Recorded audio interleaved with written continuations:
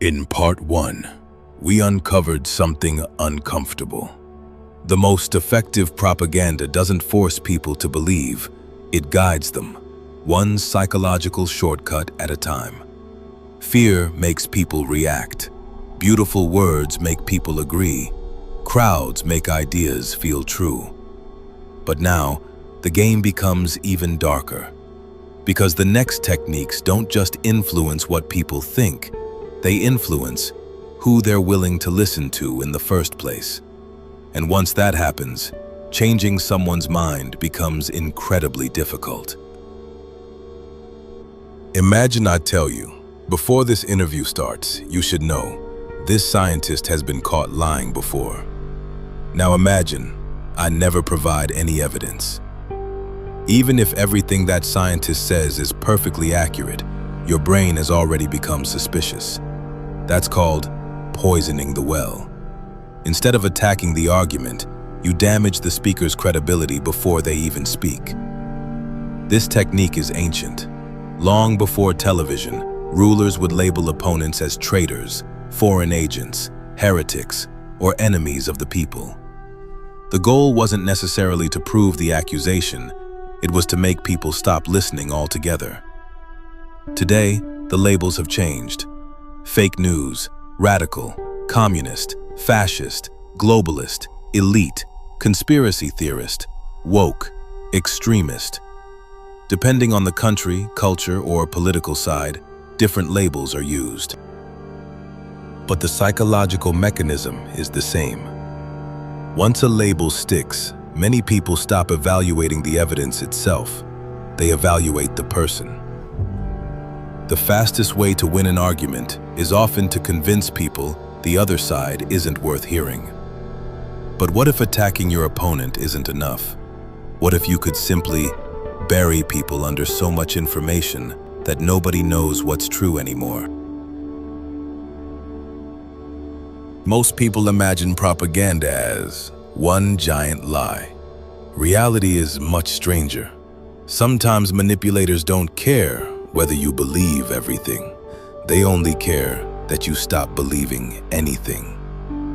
Researchers have described this strategy as the Firehose of Falsehoods. Imagine standing in front of a fire hose.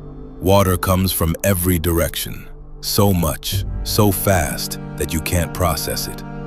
Information works the same way. Hundreds of headlines, dozens of videos, thousands of posts, contradictory claims, conflicting experts, constant updates.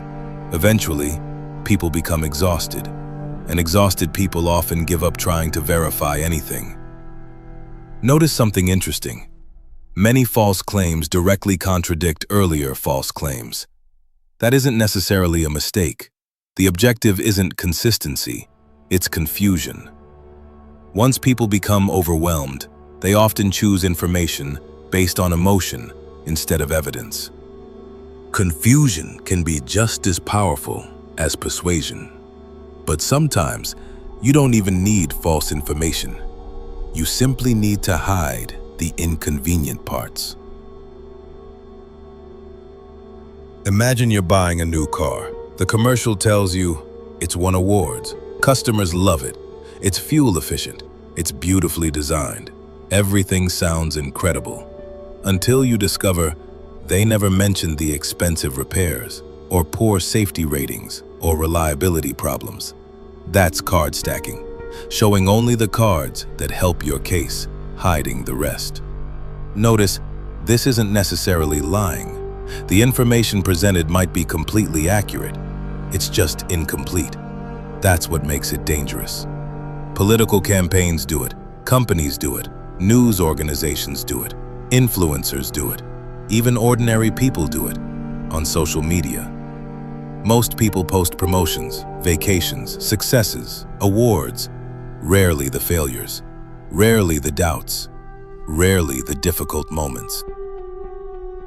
The result: everyone else appears to have a perfect life, even though nobody actually does.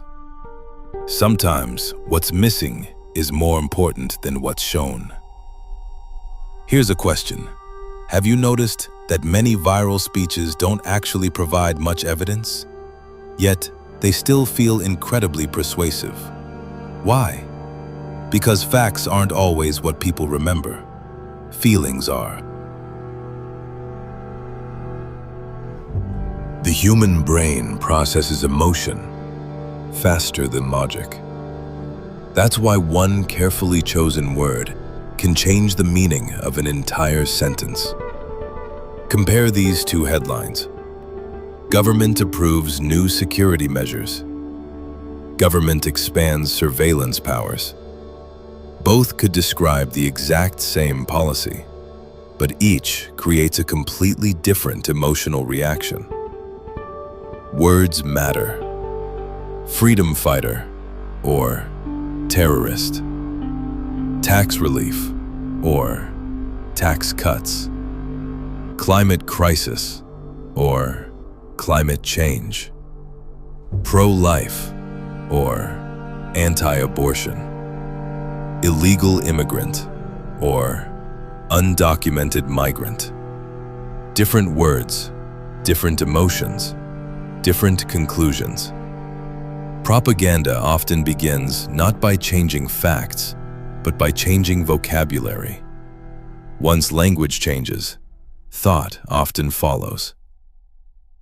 But what happens when your opponent actually has good arguments? Simple. Don't answer them. Overwhelm them instead. Imagine debating someone, and within 60 seconds they make 20 different claims. History, economics, science, crime, healthcare, immigration, education, foreign policy, one after another, without stopping. Even if 18 of those claims are wrong, you'd need hours to fact-check every one. That's called the Gish Gallop, winning through quantity instead of quality. This works because it takes far longer to refute misinformation than it takes to produce it. Psychologists sometimes summarize the idea like this: a lie can travel halfway around the world before the truth finishes putting on its shoes. Whether or not that exact quote is accurate, the principle is. Speed often defeats precision, especially online. But propaganda has one final trick. It convinces you the messenger is exactly like you. Imagine a billionaire politician wearing work boots, eating at a roadside diner, driving a pickup truck, talking about everyday struggles. Maybe it's genuine, maybe it's carefully staged. Either way, the message is powerful. I'm one of you. That's the common man technique. Instead of speaking as an expert, the speaker presents themselves as an ordinary person. People naturally trust those they perceive as similar. It's why CEOs wear hoodies, why politicians visit factories, why candidates flip burgers at campaign stops, why brands hire regular families instead of actors. The point isn't always authenticity. The point is identification. If the audience thinks, they're just like me, resistance drops, trust rises. Similarity can become a shortcut to credibility.